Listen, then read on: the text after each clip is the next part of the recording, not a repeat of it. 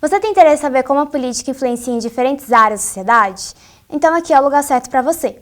Esse é o novo programa da Agência de Notícias do CEUB, O Futuro é Agora.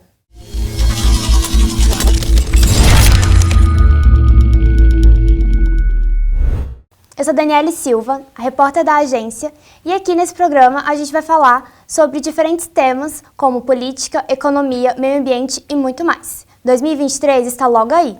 Vamos ficar bem informados. Hoje estamos aqui com a Amanda Fortaleza, cientista política, e vamos conversar sobre o período das eleições. Olá, Amanda. Obrigada por você ter aceito fazer essa entrevista. Tudo bem? Tudo bem, Daniele. Muito obrigada pelo convite. Eu queria te agradecer e agradecer ao CEUB também. Eu sou aluna aqui da casa, faço Direito, mas eu já me formei em Ciência Política pela Universidade de Brasília. Então, é uma honra estar aqui com vocês hoje. Ai, que legal. Muito obrigada mesmo por você ter vindo. Então, como eu disse, a gente vai falar sobre o período que nós estamos no momento, né? Tivemos as primeiras eleições, então a gente vai falar mesmo como que vai ser o presente e o futuro.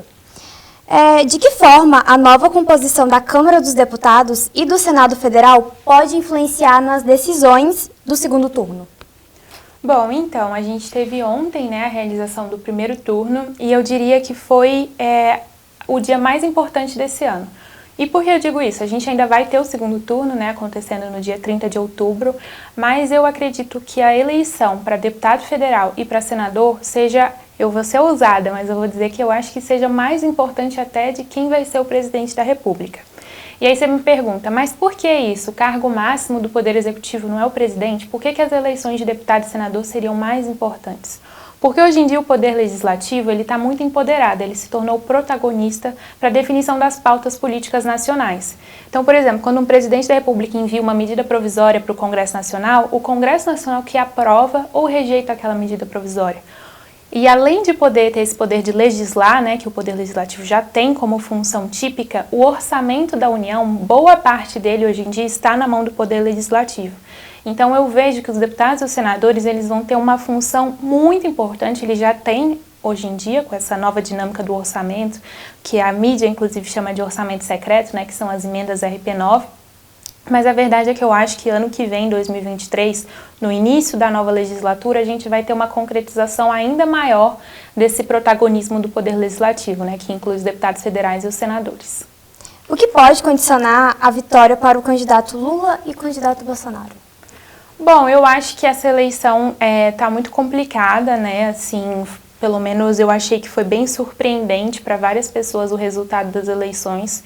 A expectativa, principalmente por causa dos institutos de pesquisa, por causa das pesquisas eleitorais, era que a diferença entre o Bolsonaro e o Lula fosse um pouco maior, e a realidade é que a diferença, né, dos dois nesse primeiro turno não foi tão grande.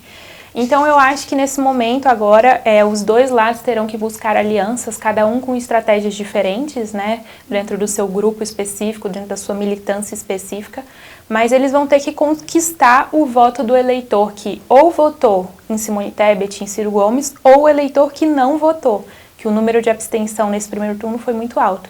Então vai caber ao Lula e ao Bolsonaro conseguir fazer essa negociação, convencimento com o eleitor de que ele merece o voto dele, né? Sim.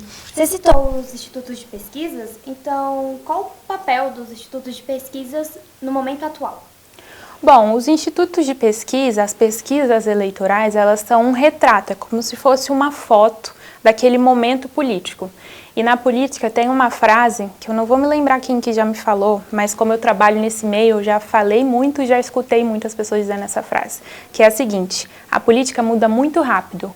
1 minuto na política equivale a 100 anos no mundo normal. O que isso significa?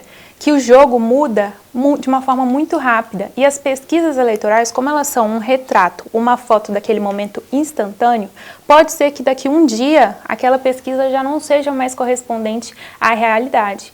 Então a pesquisa eleitoral é uma tendência de votação, o que os eleitores estão mais tendenciosos a votar, mas isso se pode alterar. Então eu não vejo as pesquisas eleitorais dessa forma demonizada, como algumas pessoas colocam, porque eu vejo que as pesquisas são um retrato momentâneo daquela situação. E se você pegar, aí você vai me perguntar, né? Mas nossa, as pesquisas não demonstravam que o Bolsonaro teria essa quantidade de votos, né? E realmente eu acho que é uma coisa que a ciência política vai ter que analisar, é por que o eleitor do Bolsonaro não se expressou, não disse sua intenção de voto ao longo dessas várias semanas de pesquisas eleitorais, né? Mas eu acredito nas pesquisas, eu acho que os institutos mais sérios, eles têm metodologias corretas, metodologias que levam em consideração a população brasileira, mas de fato não existe previsão, não existe placar, não tem como você esperar que o resultado da eleição seja exatamente o que a pesquisa eleitoral determinou. Porque a política não é assim, simplesmente 1 mais 1 é igual a 2, né? São muitos fatores, é um sistema multifatorial. Com a discrepância do resultado da disputa presidencial, ao comparar com as pesquisas eleitorais, as pesquisas podem perder a credibilidade diante a sociedade brasileira? Porque nas pesquisas estavam falando que no primeiro turno o Lula ia ganhar, né? Então, assim, eu te trouxe essa abordagem técnica, né, das pesquisas, dizendo que é um retrato, é como se fosse uma fotografia do momento eleitoral, mas a verdade é que a nossa população brasileira é uma população apolítica, não é uma população que tenha muitos conhecimentos sobre a política. Então, realmente, você vê lá o resultado das pesquisas eleitorais, o resultado do primeiro turno, você automaticamente associa que as pesquisas elas não estavam sendo corretas, né? Então, por isso que eu acho, inclusive, até aproveitando o mote, de falar que esse tipo de iniciativa que a gente está fazendo aqui hoje é muito importante para a gente conseguir explicar para a sociedade como é que funciona algumas coisas básicas da política, mas que realmente a gente não tem acesso a esse tipo de conhecimento, a população não tem acesso, não tem interesse a saber sobre política. A verdade é que a política afeta a nossa vida totalmente e diariamente, né, principalmente. Então, eu acredito que os institutos eles serão descredibilizados pela população, principalmente a população leiga, né? E quando eu digo leiga não é nem questão de ter nível superior ou não, porque todas as pessoas de todas as áreas são leigas em algum assunto. Eu sou leiga na medicina, por exemplo. Então, às vezes um médico é leigo na área política. Mas eu acredito que os institutos eles vão ter uma descredibilização na população brasileira. Então, Amanda, em relação às eleições, a falta de credibilidade das pesquisas pode afetar o rumo das eleições? Olha, eu não acredito que as pesquisas eleitorais vão afetar o resultado do segundo turno. Eu acho que a porcentagem de pessoas que vão mudar o seu voto agora nessa reta final vai ser uma porcentagem muito pequena. E dentro dessa porcentagem que vai mudar seu voto, não acho que o resultado das pesquisas irá influenciar elas a definir qual vai ser o candidato que elas vão escolher. Além do mais, já pelo fato das pesquisas estarem com essa descredibilização, né, por parte da população, por vários motivos, por não compreender a parte metodológica, a parte técnica de como são feitas as pesquisas eleitorais, isso faz com que a população não leve muito em consideração. Eu acho que a tendência vai ser isso, não levar em consideração o resultado das pesquisas e o segundo turno ser influenciado por outros motivos, né? E aí a oportunidade de elogiar essa iniciativa aqui de vocês, porque eu acho que é exatamente isso que faz com que as pessoas conheçam mais tecnicamente a política, porque a nossa população, infelizmente, ela é muito apolítica, muito leiga no nosso sistema político, né? E isso acaba influenciando várias coisas, influencia em quem são os nossos representantes eleitos, influencia a forma com que eles governam, seja legislando, né, no caso do Poder Legislativo, seja o Poder Executivo executando as políticas públicas, e isso acaba afetando de uma forma geral, né, todo o nosso sistema político, justamente por essa falta de conhecimento político por parte da população.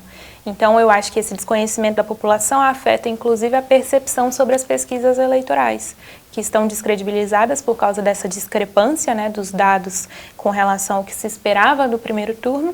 Provavelmente vai acontecer a mesma coisa para esse segundo turno, e as pessoas que estão indecisas ou que não votaram irão achar outras formas, eu acredito que vão ser incentivadas de outras maneiras, por outros mecanismos, para votar em um candidato A ou B, e não as pesquisas eleitorais. Em relação à polarização, você acredita que, tanto agora nesse último mês de outubro, até o dia 30, e após, ainda vai persistir a polarização? Olha, eu acredito que sim. Eu acho que essa polarização a gente não vai ser em dia 30 de outubro, depois do segundo turno que vai acabar, não vai ser no ano que vem que vai acabar, ela vai ser um longo processo duradouro no Brasil e eu acho que muito, inclusive, espelhado nos Estados Unidos, né? Nos Estados Unidos teve uma eleição recente, né, entre o Joe Biden e o Trump, Donald Trump, que foi uma eleição também muito polarizada, que praticamente dividiu o país, que é o que está acontecendo aqui no Brasil também. E após as eleições lá nos Estados Unidos, continuou a população polarizada. O que acontece é que essas polarizações, eu acho que vão demorar um tempo até se equilibrarem, né, entre a esquerda mais radical e a direita mais radical, encontrarem um equilíbrio, né, um caminho menos radical que influencia nessa polarização. Mas provavelmente, inclusive, se o presidente Lula, né, o ex-presidente Lula for eleito, essa polarização tende a aumentar. Por que eu acredito nisso?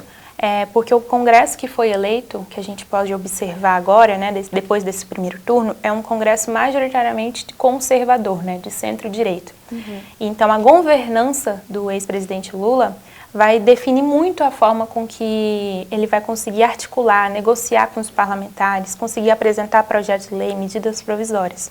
E já se o presidente Bolsonaro for eleito, a tendência é que continue essa maré de conservadorismo de direita. Eu não sei se a polarização acaba, mas a polarização nos meios institucionais, ela fica um pouco menor. Na população, não. Eu acredito que se o presidente Bolsonaro for reeleito, a polarização na sociedade civil vai continuar, mas nas instituições, como nós tivemos muitos parlamentares eleitos da onda conservadorista, muitos senadores, né, muitos ministros do governo Bolsonaro sendo eleitos senadores, a tendência é que se tenha essa onda conservadora de direita. Houve uma mudança de tom do candidato Bolsonaro, né? Na relação às urnas na coletiva de imprensa de ontem, que após o anúncio do resultado do primeiro turno, ele deu a entender que o resultado pode ser mais favorável, né? Nessa questão, o resultado foi mais favorável para qual dos dois candidatos? Olha, eu particularmente vejo, por causa do resultado das eleições para deputados e senadores, né, que a gente estava conversando aqui um pouco antes, é que o bolsonarismo saiu muito fortalecido dessas eleições. E eu vejo esse discurso do Bolsonaro de recuar em dizer que as eleições não são limpas e que foram fraudadas, justamente porque foram eleitos muitas personalidades que apoiam o Bolsonaro e que o Bolsonaro apoia eles diretamente. Então, como é que ficaria uma coisa meio complicada, né? Ele dizer que as eleições não foram limpas se a maioria das pessoas eleitas, do Senado principalmente, foram apoiadores dele, né? Sim. Então, eu acredito que a gente ainda tem que ver como é que vão ser os próximos capítulos, principalmente dependendo do resultado do segundo turno, porque esse foi um discurso reiterado dele, né, de que as urnas eletrônicas elas não eram auditáveis, que inclusive ele defendeu o voto impresso. Então a gente tem que aguardar.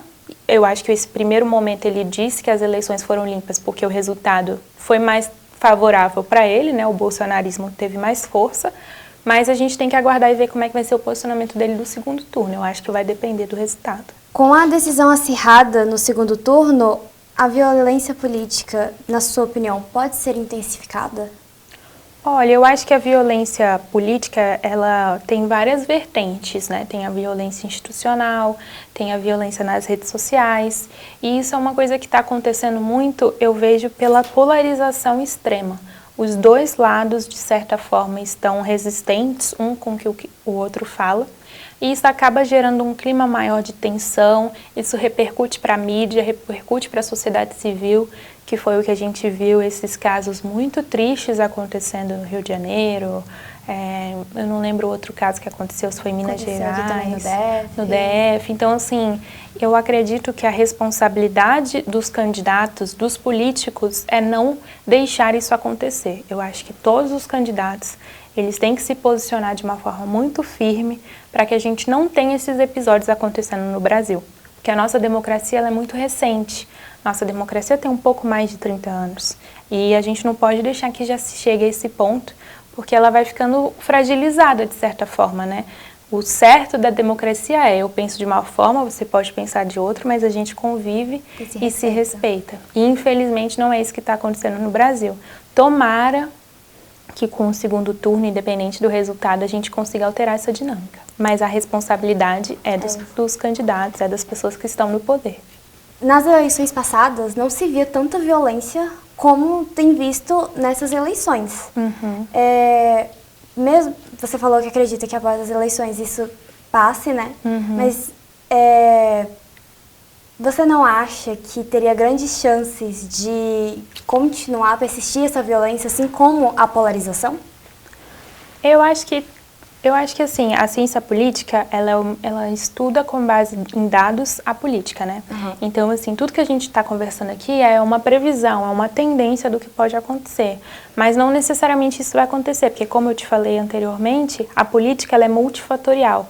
Vários fatores externos afetam, cada um na sua medida, as consequências, as ações dos atores políticos que levam a consequências diferentes.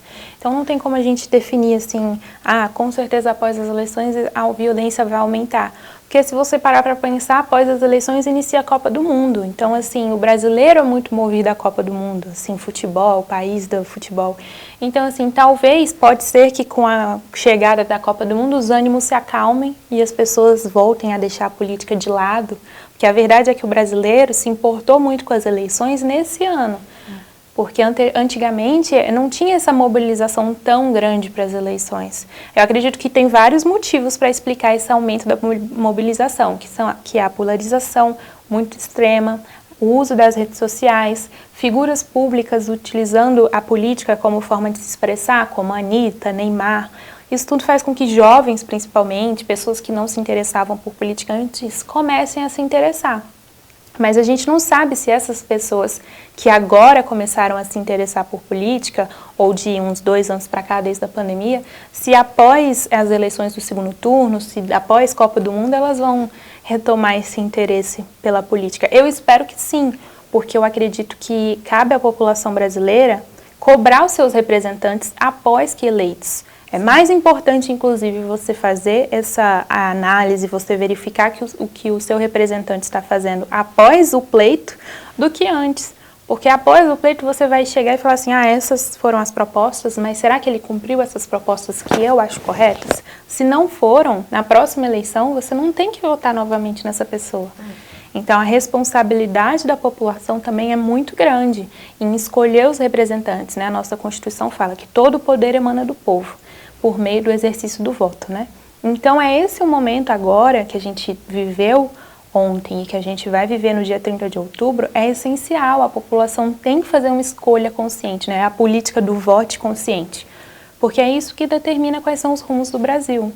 Obrigada por ter aceito vindo aqui falar um pouco sobre o assunto. Esclareceu muitas dúvidas, que né? Bom, foi ótimo esse nosso primeiro programa. Fico feliz. Que bom. E eu vou só falar um pouquinho do meu Instagram. Bom, eu vou fazer o convite, então, para os nossos espectadores para acompanhar minhas redes sociais, em particular o Instagram, é @AmandaFBrandes. E lá eu explico alguns assuntos sobre política, eu falo de uma forma mais simples, quais são as funções de cada cargo, o que um deputado federal, um senador faz. E agora, após as eleições, a parte mais importante que é você acompanhar o representante que você escolheu. É muito importante a gente fazer essa prestação de contas, os sites institucionais do governo têm esse monitoramento, mas é importante que o cidadão, cada um, a sociedade civil organizada, participe desse momento político. As eleições foi só o começo de um processo político muito grande e que determina os rumos de todos nós que estamos aqui, né, cidadãos brasileiros. Muito obrigada, seu recado foi excelente, né, que o nosso público, né, se conscientize a respeito disso. Obrigado, gente, por terem assistido o nosso primeiro episódio do nosso novo programa, que vocês curtem, compartilhem, sigam as redes sociais da Amanda, né? Porque aí nas redes sociais dela explica um pouco mais sobre o assunto. E é isso, até a próxima. Obrigada.